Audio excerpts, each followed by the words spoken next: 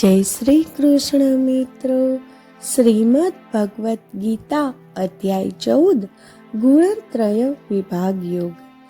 જે લોકો સત્વગુણની પ્રબળતા સાથે મૃત્યુ પામે છે તેઓ ઋષિઓના વિશુદ્ધ લોક એટલે કે જે રજસ અને તમસથી મુક્ત છે ત્યાં જાય છે.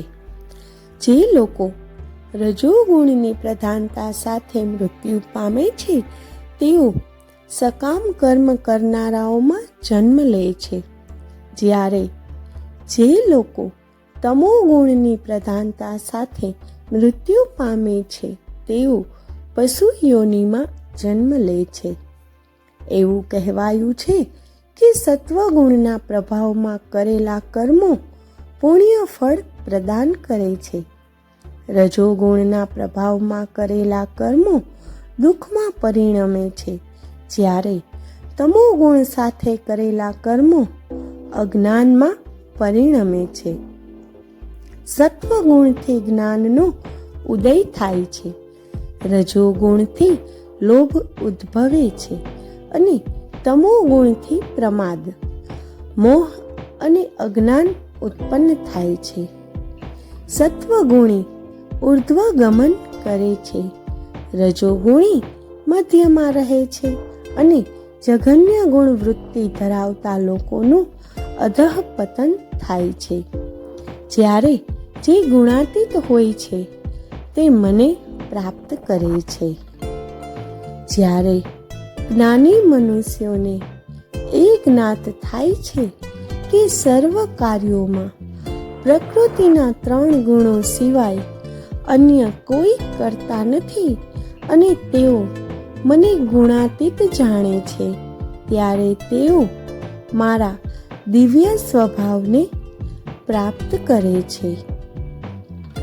શરીર સાથે સંબંધિત માયિક પ્રકૃતિના 3 ગુણોથી ગુણાતીત થઈને વ્યક્તિ જન્મ, મૃત્યુ, વૃદ્ધાવસ્થા અને દુઃખોમાંથી મુક્ત થાય છે અને શાશ્વતતા પ્રાપ્ત કરે છે. અર્જુને પૂછ્યું, હે પ્રભુ, જે લોકો આ 3 ગુણોથી ઉપર ઉઠી ગયેલા છે તેમના લક્ષણો કયા છે? તેઓનું આચરણ કેવું હોય છે? તેઓ ગુણોના બંધનોને કેવી રીતે ઓળંગી જાય છે? પૂર્ણ પુરુષોત્તમ ભગવાન બોલ્યા, હે અર્જુન, જે મનુષ્યો ગુણાતીત હોય છે તેઓ ન તો પ્રકાશ એટલે કે જે સત્વમાંથી ઉદય પામે છે, ન તો પ્રવૃત્તિ જે રજસથી ઉત્પન્ન થાય છે, કે ન તો મોહ જે તમસથી ઉત્પન્ન થાય છે તેના પ્રત્યે, ન તો તેમની અત્યાધિક ઉપસ્થિતિમાં ઘૃણા કરે છે, કે ન તો તેમની અનુપસ્થિતિમાં તેમની ઝંખના કરે છે. તેઓ 3 ગુણો પ્રત્યે ઉદાસીન એટલે કે તટસ્થ રહે છે તથા તેમનાથી વિચલિત થતા નથી. કેવળ ગુણો જ ક્રિયાન્વિત છે એમ જાણીને તેઓ વિહવળ થયા વિના સ્વમાં સ્થાપિત રહે છે. જે સુખ અને દુઃખમાં સમાન હોય છે, જે સ્વમાં સ્થિત હોય છે, જે માટીના ઢેફાને, પથ્થરને અને સોનાના ટુકડાને સમભાવે જોવે છે, જે પ્રિય અને અપ્રિય પરિસ્થિતિઓમાં સમાન રહે છે, જે ધીર છે, જે નિંદા અને સ્તુતિ બંનેને સમાન ભાવથી સ્વીકારે છે, જે માન અને અપમાન બંનેમાં સમાન ભાવથી રહે છે, જે મિત્ર અને શત્રુ બંને પ્રત્યે સમાન વ્યવહાર કરે છે અને જેણે સર્વ દુન્યવી ઉદ્યોગોનો પરિત્યાગ કર્યો છે તેને 3 ગુણોથી પર માનવામાં આવ્યા છે.